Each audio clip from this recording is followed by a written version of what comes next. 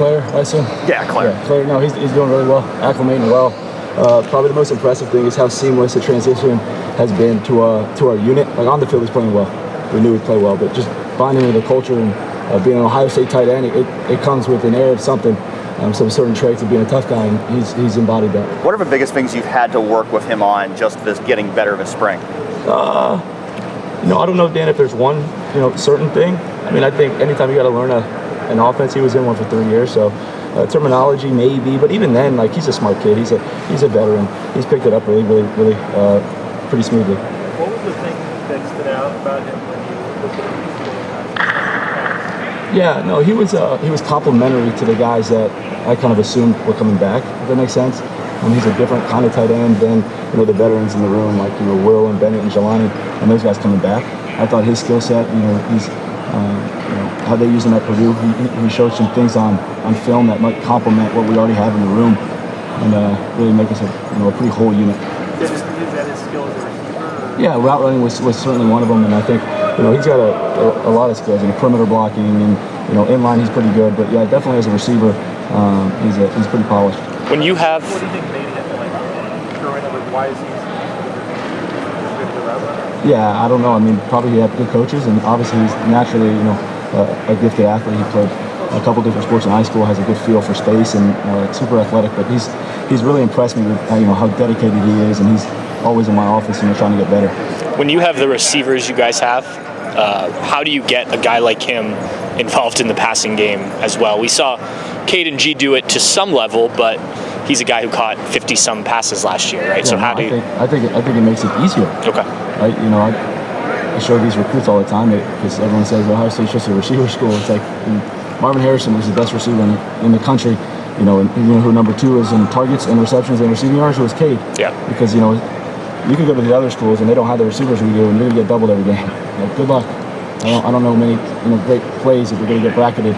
But no, you have the receivers that Coach Hartline keeps bringing in here. We're gonna have single coverage, and if my tight ends can't beat single coverage, and we're gonna have issues. I'll get another tight end who can. We've got a lot of tight ends who are pretty good receivers, and excited to see them. And you mentioned the inline blocking. Yeah. I think if you take PFF grades and say what you will about that, they're not as high as other guys. For Max? For Max, okay. Yeah, just do you see that part of his game?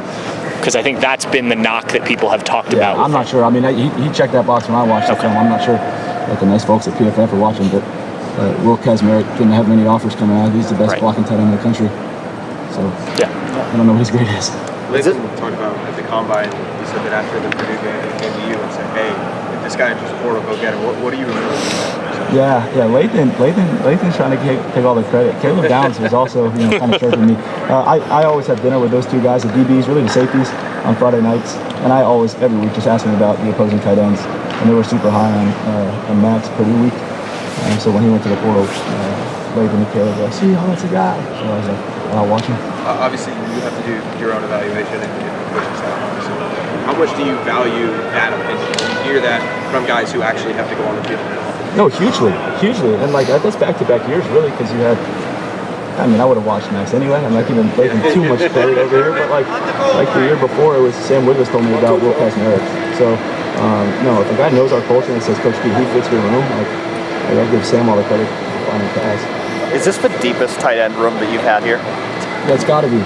Just because, again, Dan, how many guys played in the Natty? And then we had 4 or 5 tight ends. We had all 6 play in the playoffs, and 4 of those 6 are back. So yeah, I mean, we've got tons of guys in that room that have started college football games, and not just against the school down the street, like big time moments and big time games. So yeah, we're super deep. How valuable is that to know that you have 4 guys that have all played a lot of football in your tight end room? Hugely, and I think the best part, Dan, is now I can challenge them even more. We're past the stage of okay, here's what it's going to be like on Saturday. Almost all the guys in that room have done it. So now I could challenge them even more to go be the best tight end room in the country. If we're at Ohio State, if you're not up to that challenge, then go somewhere else. For guys like Bennett and Jelani, what do they have to do to earn even more playing time this year? Yeah, I think everyone's different, right? Bennett's different than Jelani, but those guys, consistently, I said it, last week, Coach Hart's going to put the best 11 on the field. It doesn't matter if they're all running backs or receivers or tight ends. So every day I tell them, every day you're competing against the other tight ends in the room, but we're competing against the receivers and the running backs that when we put 2 or 3 or 4 tight ends on the field, if that package is better than none, like, we're going to live in that. So every day is a challenge. For you, how much did Will's injury impact the last Yeah, a lot. Always, obviously, all injuries are unfortunate, but he put in so much work. I was excited to see him have a full season, so that was cut short. But again, on the flip side, it challenged him to be more of a leader and to learn the offense, maybe taking a step back and help mentor a guy like Jelani. And I think that was a huge opportunity for a guy like Bennett and Jelani. Like, we watched it this morning in my meeting when Will went down. We went tempo the next play, G blocked the C-gap, then we hit Quinshon, then the next play we were like 14 personnel or 13, and it was 3 tight ends who had never done that. And we're on the road at Oregon, and like we punched it in and scored. It's just a great story to tell the guys. Like when Cade went down against Georgia, we played the game with Rich Rossi. It's like all the guys got to be ready. I don't know when your numbers are going to be called, so I know it was unfortunate, but such a good learning opportunity.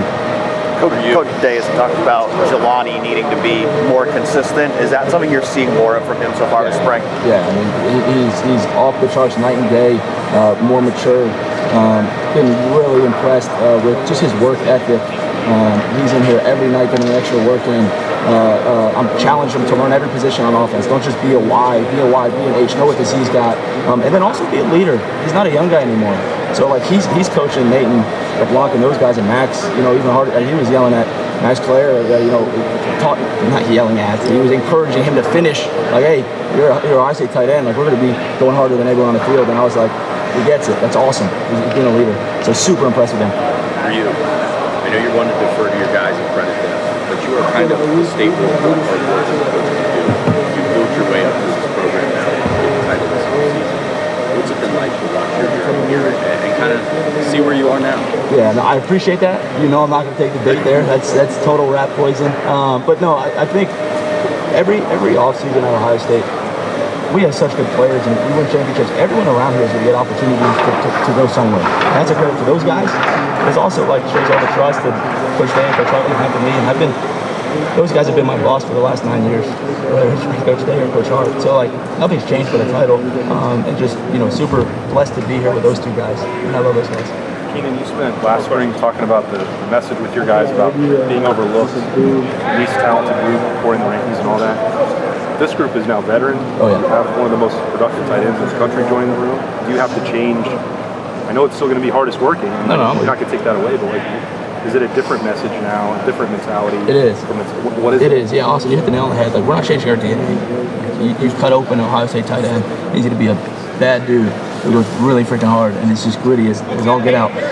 But I'm not saying that we're going to be overlooked this year at all. It's a 180. I told the guys we should set the tone for the offense, for the team, nationally, like with toughness and effort and all that, but production, and we should be a driving force. Like I challenge them all the time. Someone comes to practice, you want to see what the Ohio State Buckeye fight culture is, a brotherhood. Just go watch your tight ends. Don't watch it. Like that's who the Buckeyes are. So I challenge them.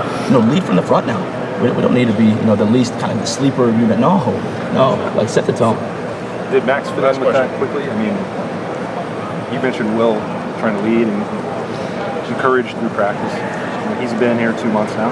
Does he fit in that mindset? No, he fits right in. And I saw some things today that I'm like, all right, he's going to be a high school tight end. Super proud of him and the whole unit. Sorry, did I miss anybody else?